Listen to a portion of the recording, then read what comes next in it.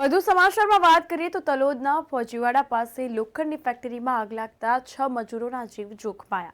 મળતી માહિતી અનુસાર વાત કરીએ તો તલોદ તાલુકાના ફોજીવાડા ગામની સીમમાં આવેલ કેપ્કો ઇન્ડિયા પ્રાઇવેટ લિમિટેડ કંપની લોખંડના વેસ્ટમાંથી રોલિંગ મશીનની બ્લેડ બનાવતી આ કંપનીમાં અચાનક ઓઇલ લીક થવાના કારણે પડી જતા ગંભીર ઈજાઓ થઈ છે તો દાઝી ગયા હોવાનું સામે આવ્યું છે। તમામને 108 મારફતે હિંમતનગર સિવિલ હોસ્પિટલ ખાતે સારવાર અર્થે ખસેડવામાં આવ્યા છે।